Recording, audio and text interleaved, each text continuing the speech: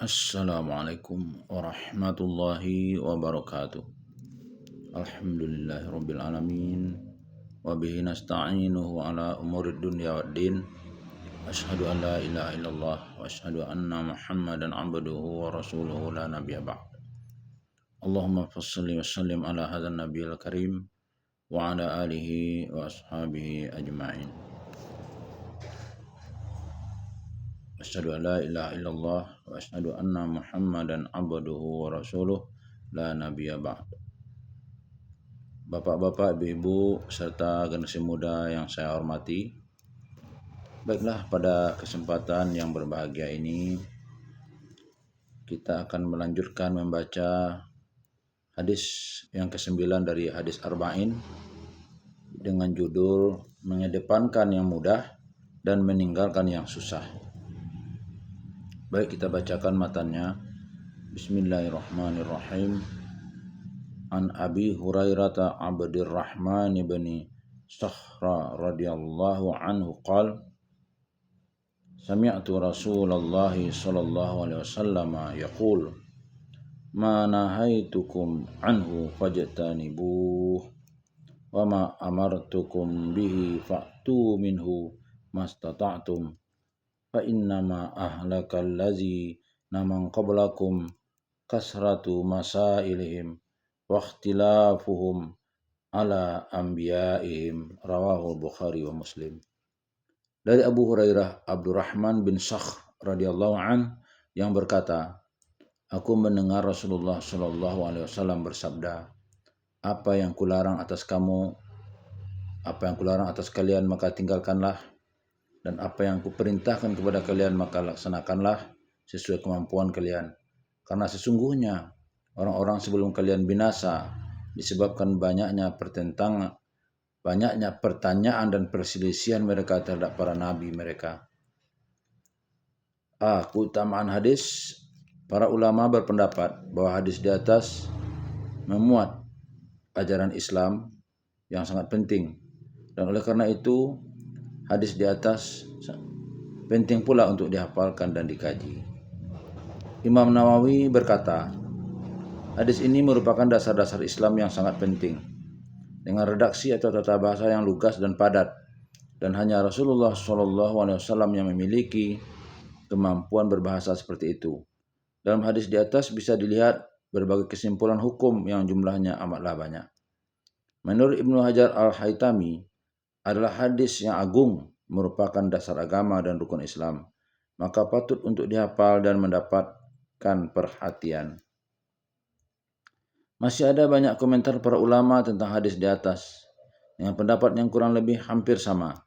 Sebab kenapa hadis di atas sangat penting adalah perintah untuk senantiasa iltizam atau komitmen terhadap syariat Allah yang meliputi perintah dan larangannya, dan segala yang dilarang maka harus dihindari dengan cara yang wajar dan tidak berlebihan.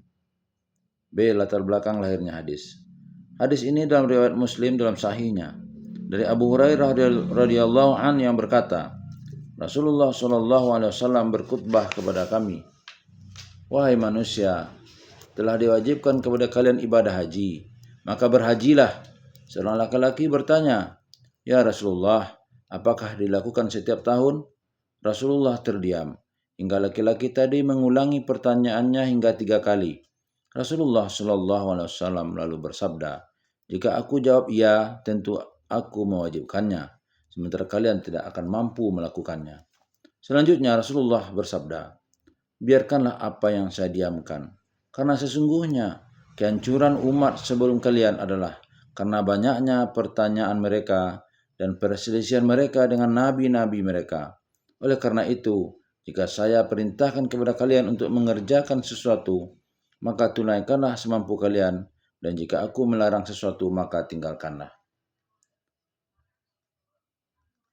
Beberapa ahli hadis menyatakan bahwa laki-laki yang bertanya dalam riwayat di atas adalah Aqra bin Habis radhiyallahu an. Dalam hal ini Ibnu Majah telah meriwayatkan dalam sunannya dari Ibnu Abbas radhiyallahu an bahwa Aqra bin Habis bertanya kepada Nabi sallallahu alaihi wasallam, ya Rasulullah, apakah haji dilakukan setiap tahun atau cukup sekali saja? Rasulullah menjawab, cukup sekali, dan barang siapa mampu maka kerjakanlah dengan penuh rela hati. Khutbah Rasulullah SAW di atas dilakukan ketika haji wada. Saat itu Nabi SAW berdiri di hadapan manusia dan berkhutbah, menerangkan ajaran-ajaran Islam dan berbagai kewajiban di dalamnya.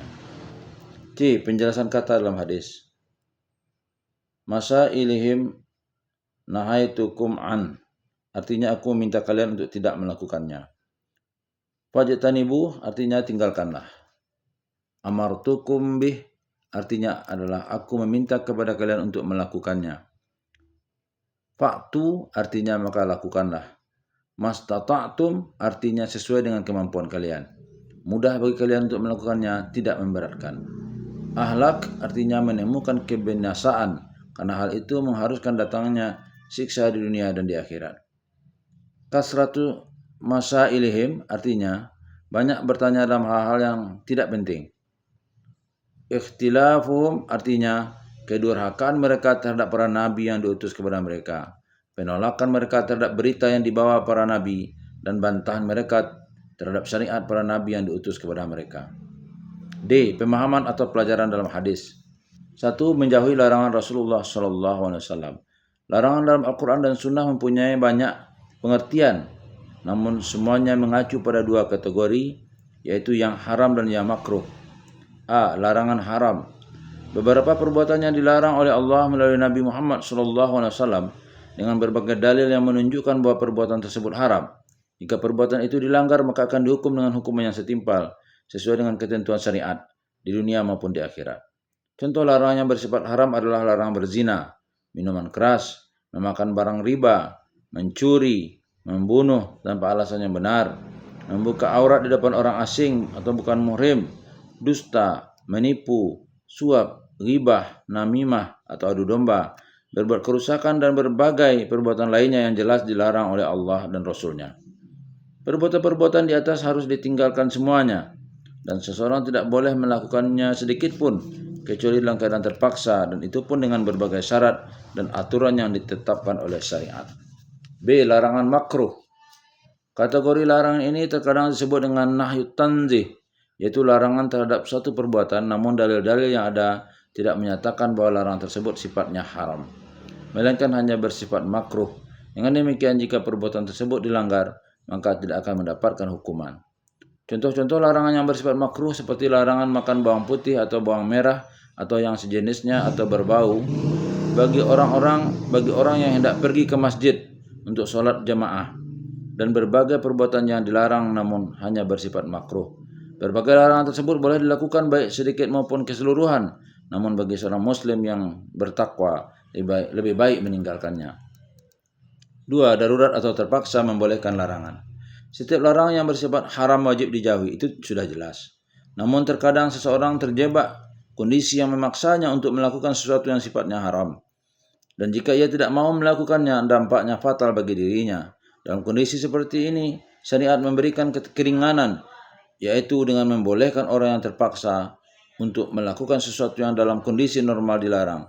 Allah berfirman, tapi barang siapa dalam keadaan terpaksa memakannya, sedang ia tidak menginginkannya dan tidak pula melampaui batas, maka tidak ada dosa baginya. Sesungguhnya Allah Maha Pengampun lagi Maha Penyayang. Quran Surah Al-Baqarah 173. Ayat di atas adalah dalil para ulama untuk merumuskan kaidah usul fikih tersebut.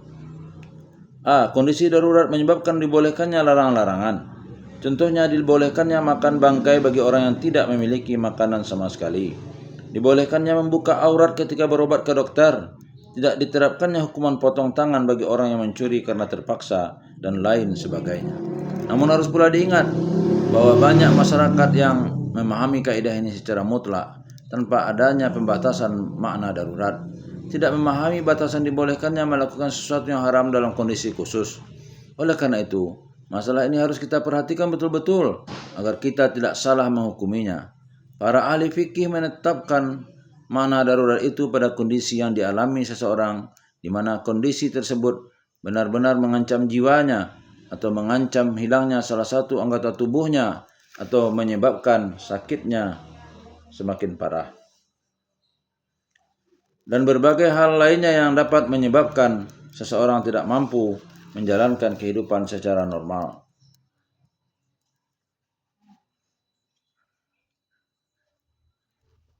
Atau menyebabkan penderitaan yang tidak bisa ditanggung. Pada saat yang sama, para ahli fikih juga menetapkan sampai sejauh mana seseorang dibolehkan melakukan sesuatu yang dilarang dalam kondisi darurat tersebut. Ketentuan itu tertuang dalam sebuah kaidah fikih berikut. B. Kondisi darurat itu ditentukan sesuai kadar kebutuhannya. Kaidah ini berdasarkan firman Allah, sedang ia tidak menginginkannya dan tidak pula melampaui batas. Quran Surah Al-Baqarah 173. Dengan demikian, seseorang dibolehkan melakukan sesuatu yang dilarang dalam keadaan terpaksa itu, kadarnya memenuhi kebutuhan. Nah, oleh karena itu, ia tidak boleh memenuhi perutnya dengan bangkai, apalagi menyimpannya. Demikian pula mereka yang terpaksa mencuri untuk memberi makan keluarganya, ia tidak boleh mengambil lebih dari kebutuhannya sehari semalam. Juga bagi orang yang terpaksa membuka aurat di depan dokter untuk kepentingan pengobatan, ia tidak boleh membuka auratnya di tempat lain yang tidak ada kaitannya dengan usaha pengobatan. Dan bukan kondisi darurat bagi wanita yang berobat ke dokter laki-laki, padahal sebenarnya ada dokter wanita. Demikian pula sebaliknya. Kondisi darurat juga tidak terjadi pada sebuah usaha yang bertujuan menumpuk kekayaan dunia, memenuhi gaya hidup mewah, atau mencontoh kebiasaan masyarakat modern dan gemar memburu barang impor, modal yang sedikit, lalu melakukan praktik riba dengan meminjam ke bank misalnya demi mengembangkan usaha. Juga bukan termasuk kondisi darurat. Rumah yang sederhana dan kecil bukanlah kondisi darurat untuk melakukan apa saja demi mendapatkan rumah yang besar dan mewah. Bukan juga suatu keterpaksaan bagi wanita yang memiliki suami atau ada orang yang menanggungnya lalu ia bekerja di luar rumah, bahkan ikhtilat atau berbaur dengan kaum lelaki yang bukan mahramnya. Oleh karena itu, menolak kerusakan hal negatif yang bisa menimpa seseorang itu lebih diutamakan. Hal itu ditetapkan dalam kaidah usul fikih berikut. C. Menolak kerusakan dikedepankan daripada mendatangkan kemaslahatan. Bagi mereka yang sedang mengurus perkara dengan orang lain atau sebuah instansi tertentu juga bukan termasuk kondisi darurat atau terpaksa hingga ia melakukan kolusi untuk memperlancar urusannya. Barang siapa yang bergaul dengan masyarakat atau berusaha untuk mendekati dan mendakwahi seseorang, maka hukumnya bukan merupakan keterpaksaan hingga ia menemaninya di meja judi, di kedai-kedai minuman keras, dan di tempat-tempat maksiat. 3. Komitmen terhadap perintah. Perintah mempunyai beragam pengertian, baik dalam Al-Quran atau Sunnah. Namun para ulama sepakat bahwa hukum asal perintah adalah permintaan atau tuntutan. Permintaan ini mencakup dua hal utama, yaitu wajib dan sunnah. Dan inilah konteks sabda Nabi SAW. Dan apa yang dikuperintahkan kepada kalian artinya sesuatu yang diperintahkan, baik yang wajib atau yang sunnah. A. Perintah wajib. Perintah wajib adalah perintah Allah melalui Nabi Muhammad SAW kepada umat Islam untuk melakukan suatu perbuatan dengan dalil-dalil yang menyatakan bahwa perintah itu hukumnya wajib. Maka perintah tersebut wajib dilaksanakan, dan jika ditinggalkan tentu akan dihukum sebagaimana halnya ketika dilakukan, maka akan diberi pahala. Contohnya, perintah untuk mendirikan sholat, mengeluarkan zakat, haji, puasa, perintah amar ma'ruf nahi mungkar, menepati janji, berhukum dengan syariat yang diturunkan Allah, menafkahi anak istri dengan baik, dan berbagai perbuatan lainnya telah diperintahkan Allah dan Rasulnya dengan jelas. Dan tuntutan tersebut untuk melakukan seluruh perbuatan tersebut pun dalam bentuk yang wajib. Semua perintah tersebut wajib dilaksanakan, tidak boleh dianggap remeh kecuali hilang salah satu syarat yang diwajibkannya, atau karena ada kondisi yang menghalangi pelaksanaannya. B. Perintah sunnah, yaitu perintah Allah melalui Nabi Muhammad SAW kepada orang Muslim untuk melakukan suatu perbuatan dan didasari berbagai dalil yang menyatakan bahwa perintah tersebut sunnah, atau seorang Muslim tidak wajib melakukan perbuatan tersebut. Dalam hal ini, jika ia meninggalkan maka tidak akan mendapatkan hukuman, namun jika dilakukan maka akan diberi pahala. Contohnya perintah untuk melakukan sholat rawatib, perintah azan, perintah memperbanyak nafkah bagi keluarga, perintah infak untuk kebaikan, perintah untuk mencatat hutang, perintah makan dengan tangan kanan, dan berbagai perbuatan lainnya yang diperintahkan Allah dan Rasulnya namun dalam bentuk sunnah atau anjuran. Perbuatan-perbuatan tersebut akan lebih baik jika dilakukan oleh seorang Muslim, meskipun bisa ditinggalkan sebagian atau keseluruhannya. Karena dengan melakukan seseorang akan mendapatkan pahala, meski tidak ada dosa bagi orang yang meninggalkannya dalam situasi apapun, baik di kala sempit maupun lapang. 4. Kesulitan mendatangkan kemudahan. Tujuan syariat Allah adalah mewujudkan kebahagiaan total bagi manusia di dunia atau di akhirat. Oleh karena itu, ia datang dengan membawa berbagai macam kemudahan bagi manusia dan menghilangkan kesulitan dari mereka. Allah berfirman, Allah menghendaki kemudahan bagi kalian dan tidak menghendaki kesusahan bagi kalian. Quran Surah Al-Baqarah 185. Dalam ayat lain, dia sekali-kali tidak menjadikan untuk kalian dalam agama suatu kesempitan. Quran Surah Al-Hajj ayat 78. Dalam sebuah hadis Rasulullah SAW bersabda, sesungguhnya agama ini adalah mudah, maka mudahkanlah dan jangan mempersulit. Hadis riwayat Bukhari. Oleh karena itu Allah membolehkan berbuka atau tidak berpuasa bagi orang yang melakukan perjalanan atau sakit, membolehkan mengqasar meringkas salat bagi musafir, membolehkan tayamum bagi orang yang tidak berwudu tapi tidak menemukan air atau karena kulitnya tidak boleh terkena air atau lantaran sakit. Berbagai dispensasi itu oleh para ulama disebut ruksah atau dispensasi. Dengan mengacu pada prinsip kemudahan yang ada dalam syariat Allah dan hadis yang dikutip terakhir ini, maka para ahli fikih merumuskan kaidah usul fikih berikut. A. Kesukaran mendatangkan kemudahan. Prinsip ini mempunyai pengertian bahwa ketika seseorang berada dalam suatu kondisi yang sangat susah dan berat baginya untuk melaksanakan suatu kewajiban, maka kesusahan tersebut merupakan penyebab untuk mendapatkan kemudahan dan keringanan hingga ia bisa menunaikan dengan mudah. Contoh pelaksanaan kaidah ini adalah toleransi terhadap sebagian benda najis karena susah dihilangkan. Misalnya darah bekas luka dan darah bisul, tanah jalannya yang kadang bercampur dengan najis dan lain sebagainya. Untuk menghilangkan dan membersihkan najis tersebut sangat sulit bagi mukallaf dan seringkali menyusahkan mereka dalam beribadah. Maka ketika itu dimaafkan dan inilah bentuk bagi keringanan dan kemudahan di atas. Contoh lain dari bentuk kemudahan ini adalah toleransi terhadap ketidakjelasan suatu transaksi. Misalnya masuk ke WC umum. Meski tarikh bagi setiap orang sudah jelas, namun jangka waktu orang yang masuk WC tersebut berbeda-beda. Bahkan jumlah air masing-masing orang juga berbeda. Dan sangat sulit jika transaksinya ditentukan setelah jelas waktu dan jumlah air yang digunakan oleh setiap pengguna jamban tersebut. Maka meski tidak jelas, namun transaksi tersebut dianggap sah dan itulah keringanan yang diberikan syariat. 5. Kriteria kondisi darurat yang membolehkan ruksah. Kondisi susah kadang-kadang menimbulkan kesalahpahaman bagi sebagian orang. Ada yang menyangka bahwa setiap kesulitan atau darurat meski yang paling ringan boleh menjadi sebab ruksah sehingga sering mereka jadikan alasan untuk meninggalkan kewajiban. Oleh karena itu para ahli fikih kemudian menjelaskan kriteria yang dijadikan batasan dan rambu dari suatu kondisi darurat yang menyebabkan keringanan. Menurut mereka, darurat itu ada macamnya. Berikut diantaranya. 1. Darurat atau kesukaran yang melekat dengan pelaksanaan kewajiban. Pada kesulitan seperti ini tidak ada keringanan sama sekali dalam kondisi apapun. Misalnya seorang yang berpuasa tidak boleh berbuka karena alasan rasa lapar. Demikian pula seorang yang mampu untuk menunaikan ibadah haji, ia tidak boleh menolak untuk melaksanakannya dengan alasan bahwa pelaksanaan ibadah haji sangat berat baginya karena harus menempuh jarak yang jauh, meninggalkan keluarga dan lain sebagainya. B. Kesukaran atau darurat yang tidak menjadi watak dari sebuah kewajiban. Kondisi darurat atau kesukaran dalam beberapa kondisi dapat menjadi sebab dibolehkannya ruksah karena ia merupakan kondisi yang timbul di luar kewajiban dan bahkan tidak terjadi ketika dalam keadaan normal. Para ulama membagi kesulitan ini ke dalam 2 tingkatan. 1. Yang ringan. Misalnya perjalanan singkat, sakit ringan atau kehilangan sedikit materi. Kesulitan seperti ini tidak mempunyai pengaruh terhadap kewajiban dan tidak menyebabkan keringanan. Sebab kemaslahatan duniawi, ukhrawi yang didapat dengan menjalankan kewajiban lebih besar dari kesulitan yang ia rasakan. 2. Yang berat yang bisa mengancam jiwa, harta atau kehormatan seseorang. Misalnya ada orang yang hendak menunaikan ibadah haji namun ia mengetahui bahwa kondisi di jalan sedang tidak aman. Banyak perampokan atau di sekitar rumahnya sendiri banyak terjadi perampokan, lalu ia khawatir kejadian seperti ini dapat mengancam dirinya, hartanya atau keluarganya. Maka dalam kondisi seperti ini ia boleh menunda keberangkatannya untuk beribadah haji. 6. Perbuatan yang mudah dilakukan tidak gugur karena adanya perbuatan yang sukar dijalankan. Hal ini juga adalah kaidah fikih yang disimpulkan oleh para ahli fikih dari hadis di atas.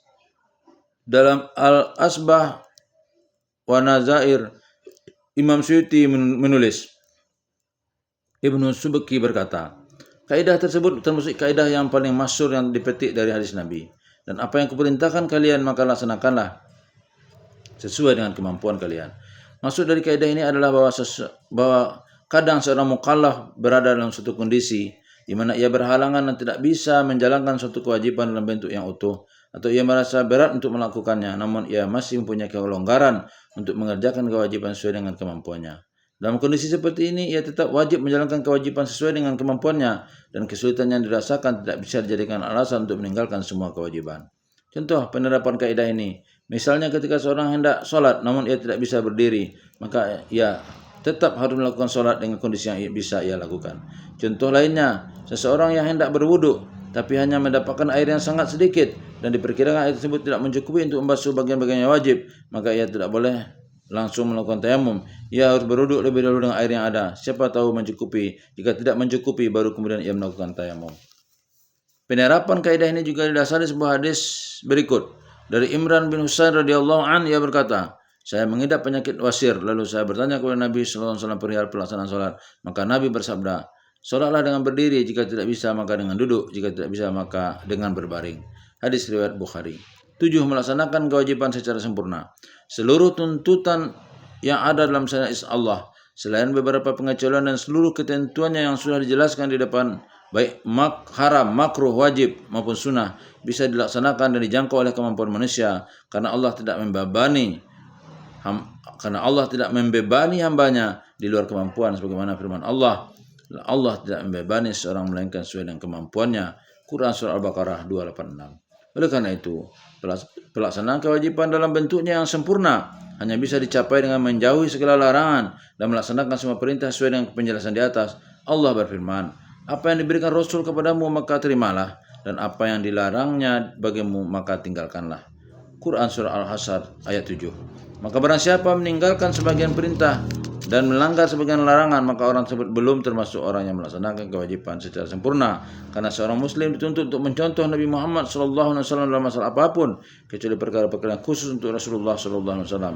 Tentang hal ini Allah berfirman, sesungguhnya telah ada pada diri Rasulullah itu suri teladan yang baik bagimu, yaitu bagi orang yang mengharapkan rahmat Allah dan kedatangan hari kiamat dan dia banyak menyebut Allah. Quran surah Al-Ahzab 21. Rasulullah tidak pernah meninggalkan atau melanggar suatu kewajiban pun, maka sudah sepatutnya jika kita mencontoh beliau, yaitu dengan menjauhi semua larangan dan melaksanakan semua perintah. 8. Menjauhi larangan dan mengikis sumber kerusakan.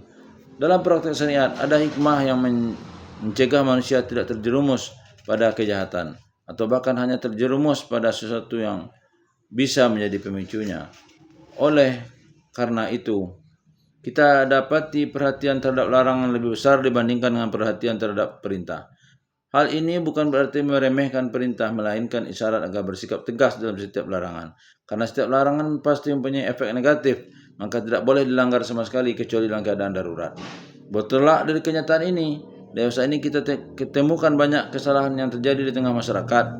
Mereka begitu kuat dalam menjalankan perintah, bahkan dalam masalah-masalah yang sunnah sekalipun, dan tidak bisa pungkiri bahwa ini sangat bagus. Namun yang disayangkan mereka sering menyepelekan larangan, bahkan melanggarnya. Contohnya betapa banyak dalam masyarakat kita orang yang senantiasa puasa, sholat, bahkan qiyamul lail setiap malam, namun ia tetap menjalankan transaksi bisnisnya secara riba. Contoh lainnya wanita yang mengeluarkan zakat hartanya secara sempurna, namun ia tetap tidak mengenakan jilbabnya. Atau wanita yang berjilbab, rajin sholat, puasa, dan menjalankan berbagai perintah lainnya, namun ia tidak bergaul secara bebas dengan teman laki-lakinya. Bahkan tak jarang menyepi berduaan, dan banyak contoh lain yang kerap terjadi di tengah masyarakat kita saat ini. Semua ini tentu tidak sesuai dengan syariat, tidak sesuai dengan apa yang dicontohkan Rasulullah, para sahabatnya, dan orang-orang yang bersama mereka dalam suatu gerbong ketakwaan. Karena dasar dari ibadah adalah menjauhi semua larang Allah, dan ini merupakan jalan kesuksesan untuk memerangi nafsu. Rasulullah SAW bersabda, hindarilah berbagai larangan, niscaya engkau akan menjadi manusia yang paling baik ibadahnya. Hadis riwayat Tirmizi.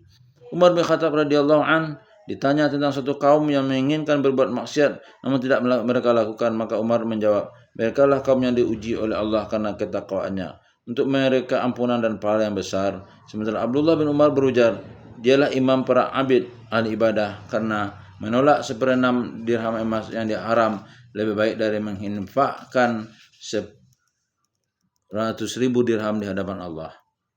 Umar bin Abdul Aziz juga berucap, ketakwaan bukanlah dengan bangun di malam hari atau qiyamul lail dan siang harinya berpuasa, namun ketakwaan adalah menjalankan apa yang difardukan Allah dan meninggalkan apa yang dilarangnya. Jika seseorang bisa melaksanakan amal demikian, maka dialah orang terbaik dari orang yang terbaik.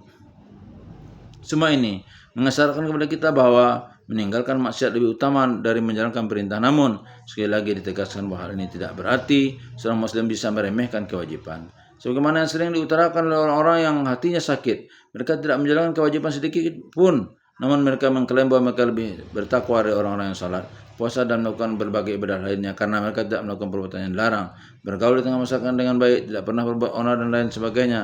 Mereka ini orang-orang yang menyimpang jauh dari ajaran Islam, bahkan menyelewengkan maksud dan pengertian Islam yang sebenarnya.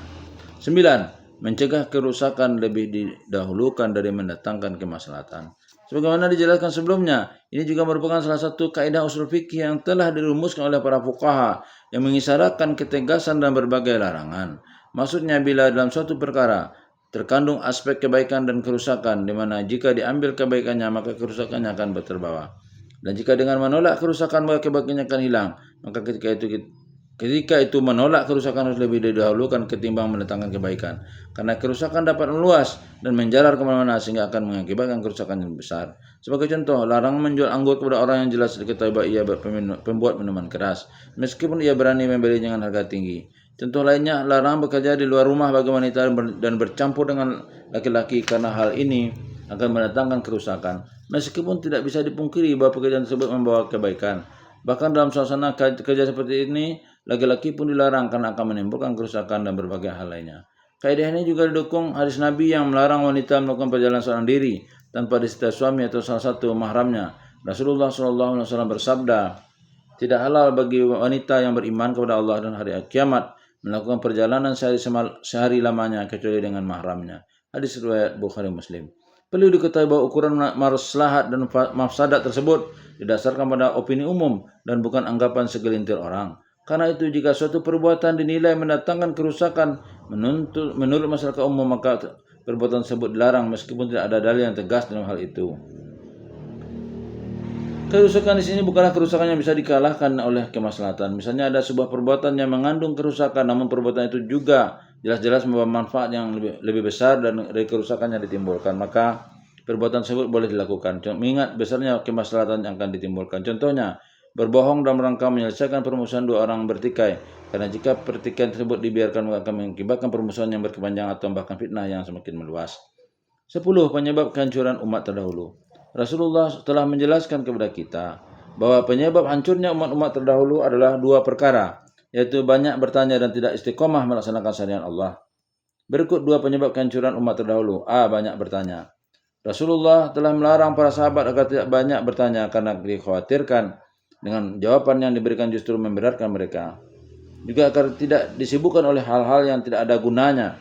Di samping sebagai langkah preventif agar kaum muslimin tidak saling berbantahan, sebagaimana yang menimpa umat-umat sebelumnya. Riwayat Bukhari dari Mughirah bin Syu'bah radhiyallahu an yang bertutur bahwa Rasulullah SAW melarang desas-desus atau rumor banyak bertanya dan menyia-nyiakan harta. Oleh karena itu, para sahabat yang senantiasa menyertai Rasulullah, baik muhajirin maupun ansar, tidak menanyakan sesuatu pun meski mereka ingin mengetahuinya. Sikap ini merupakan bukti dari kepatuhan mereka terhadap perintah dan larangan baginda.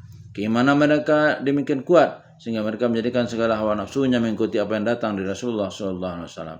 Atau bisa juga karena mereka memang tidak perlu bertanya, karena mereka hidup bersama Rasulullah SAW yang segera menyampaikan kepada mereka setiap wahyu yang turun. Dan kenyataannya memang wahyu dari langit tidak terputus hingga akhir kematian Nabi SAW. Tiap kali terjadi satu peristiwa, Rasulullah juga segera menjelaskan kepada mereka perihal berbagai perkara yang mereka butuhkan yang berkaitan dengan masalah agama. Meski tanpa didahului pertanyaan, sehingga tidak menyebabkan keraguan atau agar mereka tidak terjerumus dalam kesesatan. Maka yang diperlukan bukan pertanyaan melainkan pemahaman terhadap apa yang datang dari Nabi seraya merealisasikannya dalam amal nyata. Dalam menafsirkan ayat, janganlah kamu menanyakan kepada nabimu hal-hal yang jika diterangkan kepadamu niscaya menyusahkan kamu. Quran Surah Al-Maidah ayat 101. Ibnu Abbas berkata, tunggulah. Dan ketika turun ayat Quran, janganlah kalian bertanya tentang sesuatu karena kalian pasti mendapatkan penjelasannya. Adapun bagi kaum Arab Badui dan para utusan dari luar Madinah yang tidak selalu hidup bersama dengan wahyu, maka Rasulullah memberikan keringanan untuk mengajukan pertanyaan, tujuannya untuk menyenangkan dan memudahkan mereka, serta untuk membekali ilmu pengetahuan yang mereka butuhkan menyangkut persoalan agama tersebut. Suatu hal yang tidak mereka dapatkan pada saat-saat yang mereka inginkan. Keringanan ini akhirnya mendorong beberapa orang di antara mereka untuk tetap tinggal di kampung, tidak hijrah dan menetap di Madinah bersama Nabi, agar mereka tetap bisa menikmati dispensasi, yaitu kebolehan bertanya tentang perkara yang menggelitik hati mereka. Diriwayatkan oleh Imam Muslim dari Nawas ibnu Sam'an radhiyallahu an yang bertutur, saya tinggal bersama Rasulullah di Madinah selama setahun, dan satu hal yang membuat saya tidak hijrah adalah lantaran kebolehan bertanya kepada Nabi. Karena jika salah seorang antara kami hijrah, maka tidak bisa lagi bertanya kepada Rasulullah. Artinya ia tinggal di Madinah.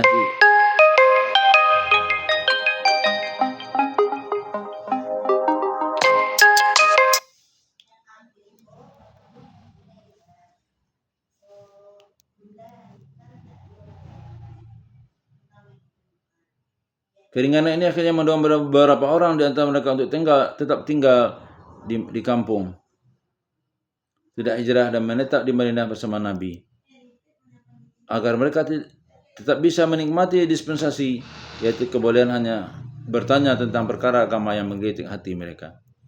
Diriwayatkan oleh Imam Muslim dari Nawas ibnu Sam'an radhiyallahu an yang bertutur, saya tinggal bersama Rasulullah di Madinah selama setahun, dan satu hal yang membuat saya tidak hijrah adalah lantaran kebolehan bertanya kepada Nabi. Karena jika salah seorang di antara kami hijrah, maka tidak bisa lagi bertanya kepada Rasulullah. Artinya, ia tinggal di Madinah itu hanya sebagai pelancong dan tidak menetap di sana. Dan tidaklah ada yang mencegah dirinya untuk hijrah dan menetap di Madinah, kecuali kecintaannya untuk bertanya kepada Rasulullah. Suatu hal yang tidak bisa diperoleh jika ia hijrah. Pertanyaan-pertanyaan yang mereka ini kadang sesuai dengan apa yang ingin diketahui oleh Muhajirin dan Ansar, sehingga mereka pun ikut bergembira. Lebih-lebih jika jawaban yang diberikan Rasulullah adalah kabar gembira. Diriwayatkan oleh Imam Muslim dari Anas radhiyallahu an yang berkata, Rasulullah melarang kami untuk bertanya kepadanya, maka kedatangan orang kampung yang cerdik sungguh menyenangkan kami. Dia bertanya kepada Rasulullah dan kami mendengarkan. Diriwayatkan oleh Bukhari dan Muslim dari Anas radhiyallahu an bahwa seorang laki-laki kampung datang kepada Nabi sallallahu alaihi wasallam dan bertanya, "Ya Rasulullah, kapan hari kiamat tiba?" Nabi sallallahu alaihi wasallam menjawab, "Celaka kamu, apa yang telah kamu persiapkan?" Sahut orang itu, "Saya belum mempersiapkannya, hanya cinta."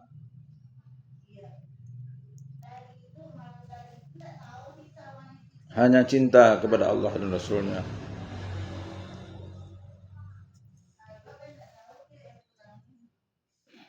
Rasulullah SAW lalu bersabda,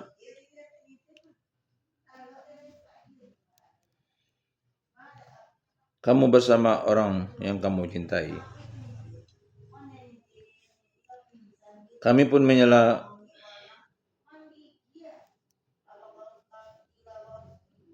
kami juga. Rasulullah SAW menjawab, ya, maka pada saat itu kami sungguh sangat senang. Satu, berbagai bentuk pertanyaan dan hukumnya. Satu, pertanyaan yang dianjurkan. A. Fardu ain.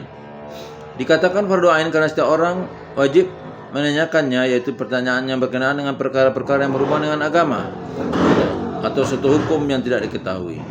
Sedangkan hal itu wajib dilaksanakan, seperti hukum bersuci, sholat, puasa, Ramadan, zakat jika hendak mengeluarkan zakat, haji jika telah mampu untuk melaksanakan, nikah jika seseorang hendak nikah, dan perkara-perkara lainnya yang sesuai dengan kebutuhan setiap mukallaf, orang yang sudah terbebani kewajiban. Allah berfirman, maka bertanyalah kepada orang yang mempunyai pengetahuan jika kalian tidak mengetahui.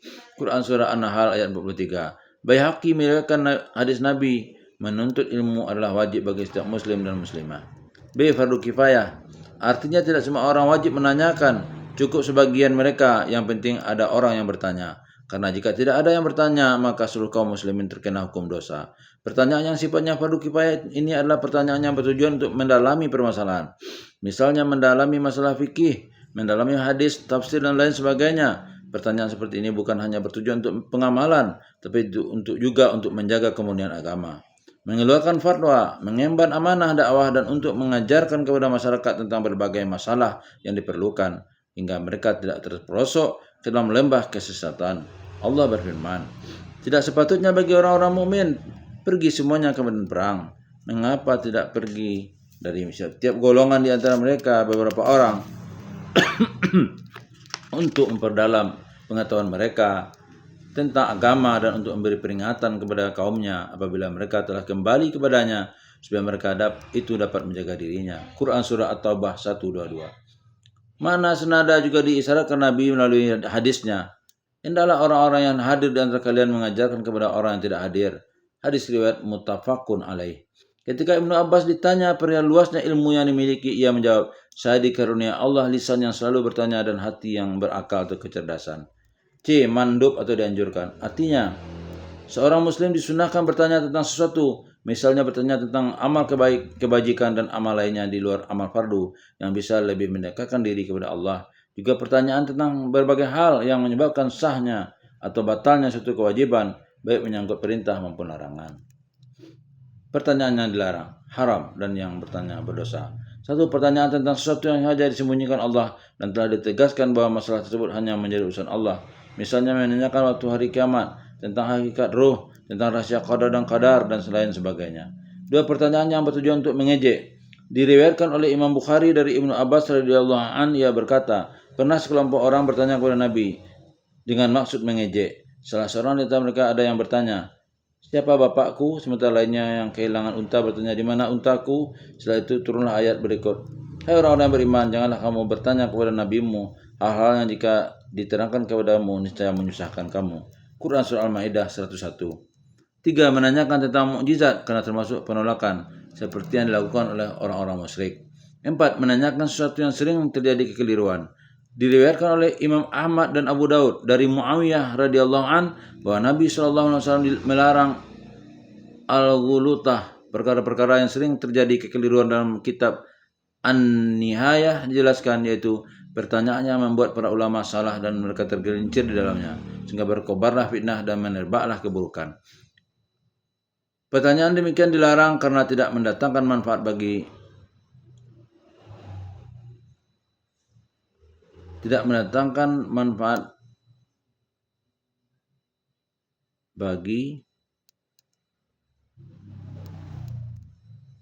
penanya dan nyaris tidak membuahkan apa-apa kecuali hanya pertanyaan itu belaka.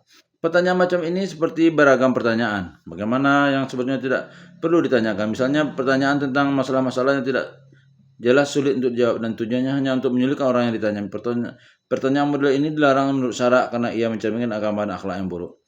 Tabrani meriwayatkan dari Sauban radhiyallahu an dan Nabi SAW yang bersabda, akan datang kepada umatku satu kaum di mana ulama mereka saling mengajukan masalah-masalah yang rumit.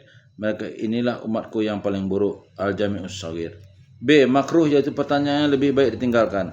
1. Pertanyaan yang sebenarnya tidak dibutuhkan, yaitu pertanyaan yang tidak ada manfaatnya untuk dijawab. Bahkan jika dijawab justru akan membuka aib penanya. Imam Muslim meriwayatkan dari Abu Musa Al-Asy'ari radhiyallahu an yang bertutur, Nabi SAW ditanya tentang sesuatu yang tidak disukainya, dan ketika pertanyaan tersebut semakin banyak beliau pun marah. Kemudian beliau berkata, tanyakan kepadaku apa-apa yang kalian inginkan. Lalu seseorang bertanya, siapa bapakku ya Rasulullah? Nabi menjawab, bapakmu Huzafah. Lalu yang lain bertanya, siapa bapakku ya Rasulullah? Rasulullah menjawab, bapakmu Salim, budaknya Syaibah. Ketika Umar tahu bahwa muka Rasulullah menyiratkan kemarahan, ia pun berkata, ya Rasulullah, kami bertobat kepada Allah.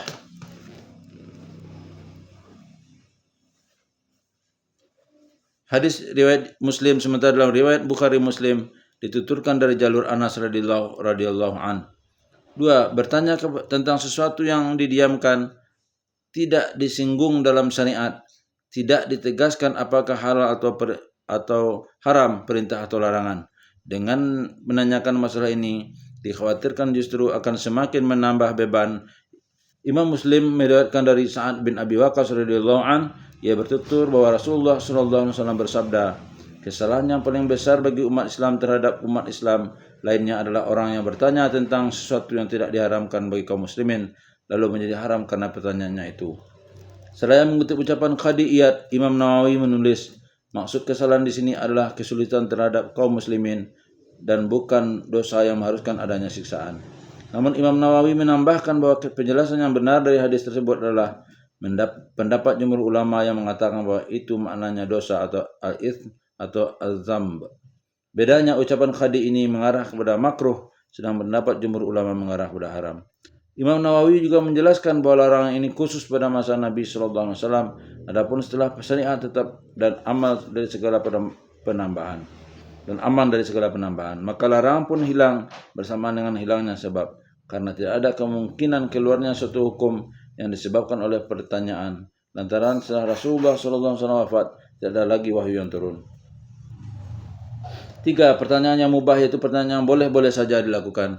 Sambil mengutip pendapat Khitabi dan lainnya, Imam Nawawi mengomentari hadis kesalahan yang paling besar dengan berkata, hadis ini menjelaskan tentang orang yang bertanya perihal sesuatu yang tidak diperlukan dan hanya untuk menyulitkan dan menyusahkan. Sedangkan bagi orang yang bertanya karena suatu kepentingan tertentu lantaran ada masalah yang menimpanya, lalu ia bertanya, maka tidak ada dosa baginya untuk bertanya. Karena Allah berfirman, maka tanyakanlah olehmu kepada orang-orang yang berilmu. Quran Surah Al-Anbiya ayat 7. 2. Memahami dan mengamalkan lebih baik dari bertanya. Bagi setiap muslim hendaklah lebih mementingkan untuk mengkaji dan berusaha memahami semua masalah yang datang dari Allah dan Rasulnya. Saya berpihak pada apa yang dipahaminya itu. Jika yang ditemuinya adalah perkara yang bersifat ilmiah, maka usahakanlah untuk meyakini kebenarannya. Sedangkan jika yang dikaji adalah perkara yang bersifat aplikatif, maka bersegeralah untuk mengaplikasikannya. Barang siapa yang melaksanakan seperti ini, maka ia berhak mendapatkan kebahagiaan di dunia dan keselamatan di akhirat. Sementara bagi orang yang disibukkan dengan berbagai pertanyaan yang menyeruak dalam jiwanya, maka ia termasuk orang-orang yang diberikan peringatan oleh Rasulullah. Kondisi mereka tidak jauh berbeda dengan ahli kitab yang binasa lantaran banyak bertanya, kerap membantah dan tidak menaati perintah. Sikap memahami dan mengamalkan inilah yang dipraktikkan para sahabat Nabi dan para tabi'in dalam menuntut ilmu yang bermanfaat, baik Al-Quran maupun Sunnah. 3. Sikap para imam mujtahid dan fuqaha. Semua imam berusaha mengkaji dan mendalami nilai-nilai yang terkandung dalam Al-Quran melalui penafsiran Nabi SAW atau ucapan para sahabat dan tabi'in. Juga senantiasa mempelajari hadis Nabi SAW, mengetahui mana yang sahih dan mana yang daif. Kemudian berusaha memahami dan mengaplikasikan ajaran yang terkandung di dalamnya. Mereka juga mengkaji pendapat para sahabat dalam berbagai masalah yang meliputi tafsir, hadis tentang halal dan haram, dan lain sebagainya. Inilah yang mereka tempuh, maka siapapun yang tidak mengikuti jejak mereka akan sesat dan menyesatkan. 4. Pertanyaan tentang sesuatu yang belum terjadi. Bertanya tentang ilmu adalah terpuji, manakala pertanyaan tersebut bertujuan untuk mengamalkannya, bukan untuk perdebatan. Karena itu banyak sahabat dan tabi'in yang tidak suka pada pertanyaan tentang suatu kejadian yang belum terjadi. Bahkan kebanyakan dari mereka tidak menjawabnya. Diriwayatkan dari Ibnu Umar, ia berkata, janganlah kalian bertanya perihal sesuatu yang belum terjadi, karena saya mendengar Umar bin Khattab melaknat orang yang menanyakan masalah yang belum terjadi. Bila Zaid bin Sabit ditanya tentang sesuatu, maka dia dibalik bertanya, apakah hal itu sudah terjadi? Bila penanya menjawab belum, maka ia berkata, tinggalkanlah pertanyaan itu sampai betul-betul terjadi. Masruq menceritakan, aku bertanya kepada ayahku Ibnu Ka'ab radhiyallahu anhu tentang sesuatu, lalu ia balik bertanya, apakah hal itu sudah terjadi? Ku jawab belum, maka ia pun berucap, tangguhkanlah hal itu hingga benar-benar terjadi. Bila sudah terjadi, maka aku akan mengerahkan seluruh pikiranku untuk menjawab pertanyaanmu.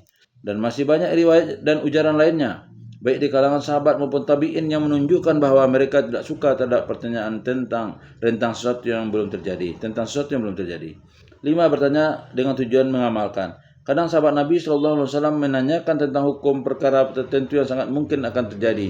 Sedang besar kemungkinan mereka tidak berada di sisi Nabi ketika hal itu terjadi. Padahal mereka ingin sekali mengetahui hukum tersebut agar bisa mengamalkannya. Maka pertanyaan seperti ini dibenarkan oleh Rasulullah SAW. Beberapa hadis berikut ini menunjukkan bolehnya pertanyaan tersebut. Dari Rafi' bin Hudaid radhiyallahu an, ujarnya, saya bertanya, ya Rasulullah, besok kami menghadapi musuh, sedang kami tidak memiliki pisau, apakah kami boleh menyembelih dengan kulit tebu? Rasulullah menjawab, selama darahnya mengalir dan menyebut bismillah, maka makanlah kecuali dengan gigi dan kuku. Hadis riwayat Bukhari dan Muslim. Dari Abu Hurairah radhiyallahu an, ia berkata, seorang laki-laki bertanya kepada Rasulullah SAW, ya Rasulullah, sungguhnya kami akan menyeberangi lautan atau berlayar, sedangkan kami hanya membawa air atau air tawar sedikit. Jika air tersebut kami gunakan untuk berwuduk, maka kami akan kehausan. Apakah kami boleh berwuduk dengan air laut?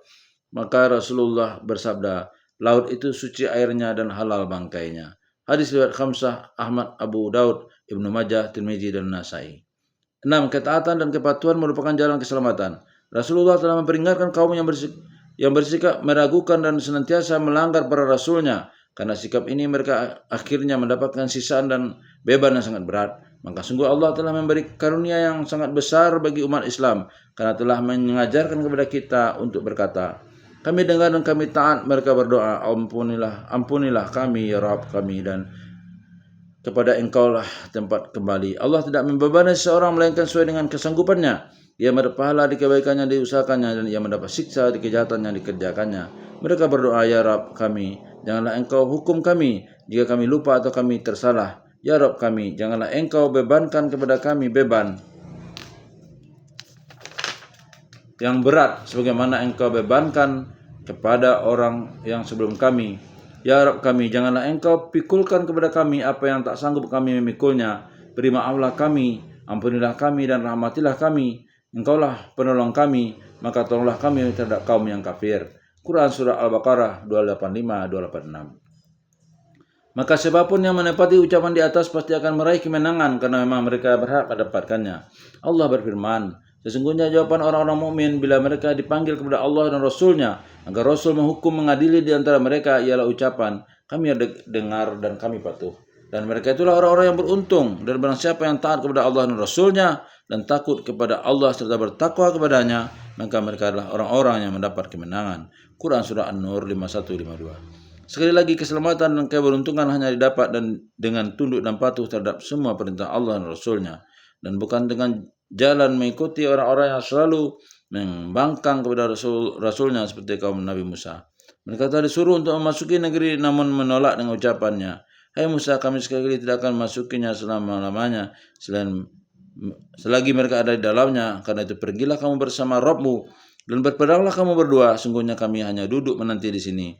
Quran Surah Al-Ma'idah 24. Karena penentangan ini maka mereka mendapatkan kesengsaraan sebagaimana yang Allah tuturkan dalam ayatnya.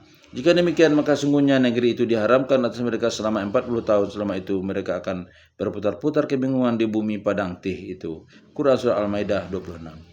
Karena kemaksiatannya dilakukan oleh kaum Yahudi, maka berbagai bentuk kenikmatan pun diharamkan bagi mereka, sebagaimana yang Allah abadikan dalam ayat tersebut. Maka disebabkan kezaliman orang-orang Yahudi, kami haramkan atas mereka memakan makanan yang baik-baik yang dahulunya dihalalkan bagi mereka, dan mereka banyak menghalangi manusia dari jalan Allah. Quran Surah An-Nisa 160. 7. Peringatan agar tidak terjadi perpecahan.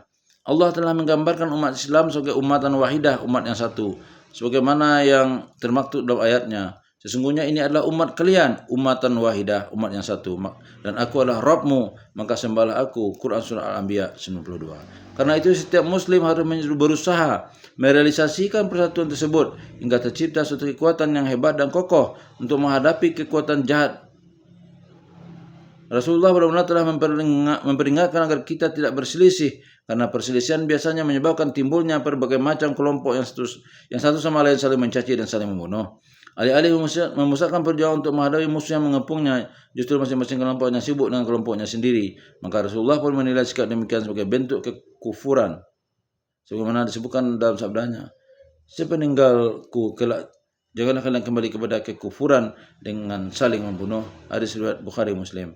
Al-Quran juga telah menegaskan bahwa permusuhan tersebut hanya berlaku orang-orang kafir di kalangan ahli kitab, sebagaimana yang disebutkan dalam ayat. Dan janganlah kamu menyerupai orang-orang yang bercerai-berai dan berselisih sesudah datang keterangan yang jelas kepada mereka. Mereka itulah orang-orang yang mendapat siksaan yang berat. Quran Surat Ali Imran 105. 8. Balasan bagi orang yang keluar dari jamaah atau Islam. Islam sangat tegas terhadap siapapun yang menyebabkan tercerai-berainya persatuan umat Islam. Karenanya mereka diancam hukum bunuh dan tentunya disiksa yang pedih di akhirat. Allah berfirman, barang siapa yang menentang Rasul sesudah jelas kebenaran baginya dan mengikuti jalan yang bukan jalan orang-orang mukmin, kami biarkan ia berkuasa terhadap kesesatan yang telah dikuasainya itu, dan kami masukkan ia ke dalam jahanam, dan jahanam itu seburuk-buruk tempat kembali. Quran Surah An-Nisa 115. Rasulullah SAW bersabda, barang siapa yang keluar dari ketaatan dan meninggalkan jamaah kemudian mati, maka ia mati dalam keadaan jahiliyah. Hadis riwayat Muslim. 9. Berpegang teguh dengan syariat Allah demi persatuan. Dalam kitabnya Allah telah menetapkan semua kebaikan yang dibutuhkan manusia dalam kehidupannya, sementara berbagai permasalahan dalam Al-Quran yang bersifat mujmal atau global dijelaskan Rasulullah melalui hadis-hadisnya. Karenanya persatuan yang kompak dan kokoh hanya bisa digalang dengan cara berpegang teguh pada Al-Quran dan hadis. Allah berfirman, dan berpegang teguhlah kalian dengan tali agama Allah, dan janganlah kalian bercerai-berai, dan ingatlah akan nikmat Allah kepada kalian tatkala kalian dahulu semasa jahiliyah bermusuh-musuhan, maka Allah menjinakkan antara hati kalian, lalu menjadilah kalian karena nikmat Allah orang-orang yang bersaudara, dan kalian telah berada di tepi jurang neraka, lalu Allah menyelamatkan kalian darinya. Demikianlah Allah menerangkan ayat-ayatnya kepada kalian agar kamu mendapat petunjuk. Quran Surat Ali Imran 103. Dalam ayatnya yang lain, dan sesungguhnya ini adalah jalanku yang lurus, maka ikutilah ia, dan janganlah kalian mengikuti jalan-jalan yang lain, karena jalan-jalan itu mencerai-beraikan kalian dari jalannya. Yang demikian itu diperintahkan Allah kepada kalian agar kalian bertakwa. Quran Surah Al-An'am 185. Rasulullah SAW bersabda, aku tinggalkan kepada kalian dua perkara. Jika kalian berpegang teguh pada keduanya, maka kalian tidak akan sesat selamanya, yaitu kitabullah dan sunnahku. Hadis riwayat Hakim. B. Berdebat dalam persoalan agama.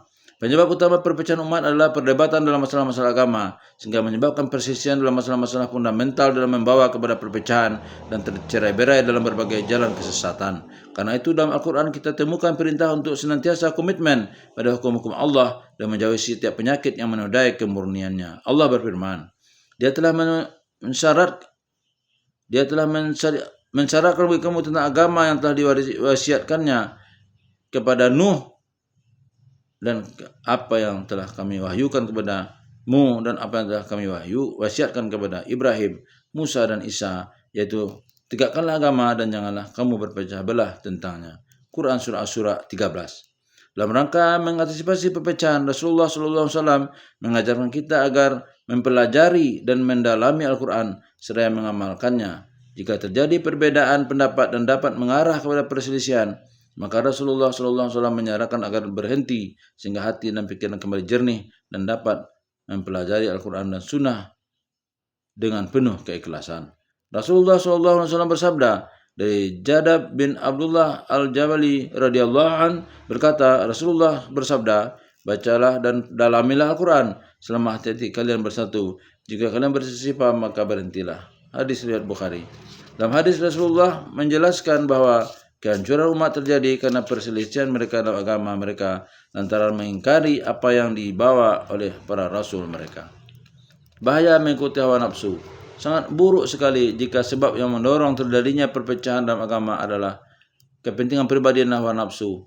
Karenanya kita temukan dalam kitabullah bahwa orang-orang yang berusaha untuk membuat perpecahan tersebut bukan termasuk dalam barisan orang-orang Islam.